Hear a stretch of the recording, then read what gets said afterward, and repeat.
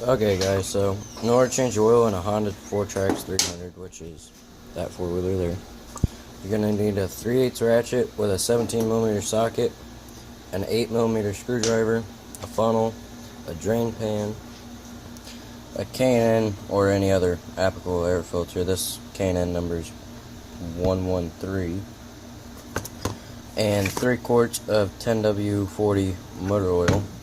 And this is optional. You can get some carb cleaner to get any of the excess oil out of the oil filter. Okay guys, so once you have everything ready in order and you got the four-wheeler jacked up, the first thing you're going to do is unscrew your dipstick. And that's for when you take out the drain plug. It allows the oil to flow better. As you can see, that's kind of black and nasty, and that's no bueno, so put that up there. And the drain plug is under the four-wheeler right here where this hole is. You're going to want to loosen that with the ratchet first, then take that the rest of the way off by hand. That way you don't get oil all over your ratchet. So once you get that broke loose, you're going to want to take it off the rest of the way by hand. And it should just unscrew right out of there. And as you can see, that's all black and nasty. So while that's draining, you can come over to this other side. Alright, ready to go.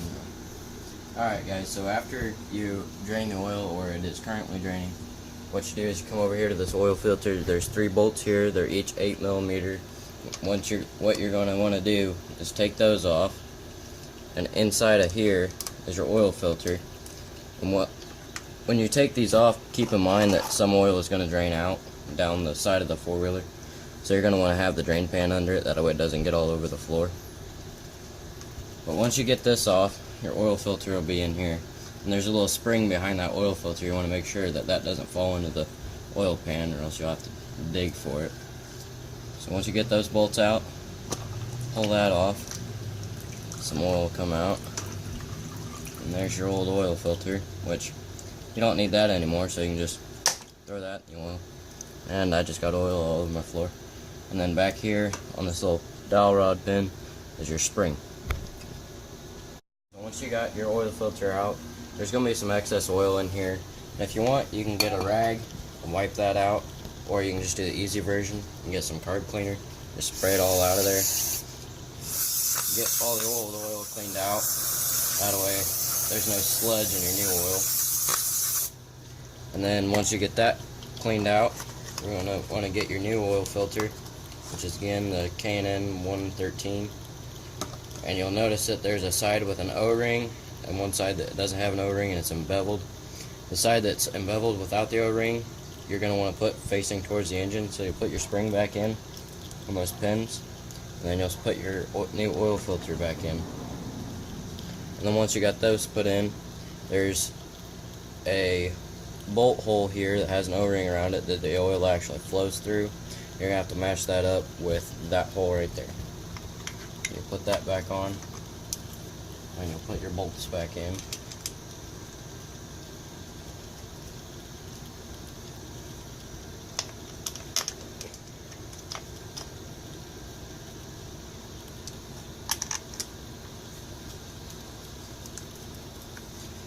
Once you get your bolts back in, you can go ahead and put your drain plug back in if the oil's done draining. And then once you get the drain plug back in, you can go ahead and put your new oil in, which we'll show you here in a second. Alright guys, so once you got the drain bolt put back in and snugged up, you're going to want to take your funnel and put it in where the dipstick would go. And you're going to want to just start pouring your oil in.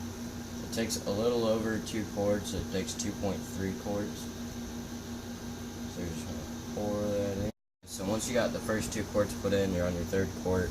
The four-wheeler takes 2.3 quarts of oil, so you're only going to, on the 3rd quart, you're only going to use about 20 ounces, so up to the 20-ounce line. That'll should put you somewhere right around 2.3 quarts. Come on, you.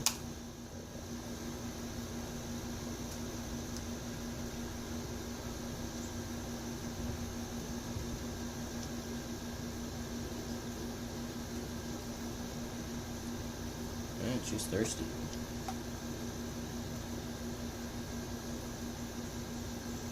And a little more. Went a little over, but that should be alright. And once you got that in, you're going to want to get a rag, pull out this funnel, and just set that aside. Then you're going to get your dipstick in here. You're going to screw that back in. Once you got this screwed back in and tightened down, you go ahead and lower it. Pull the old oil pan and everything out, and you should be good to go.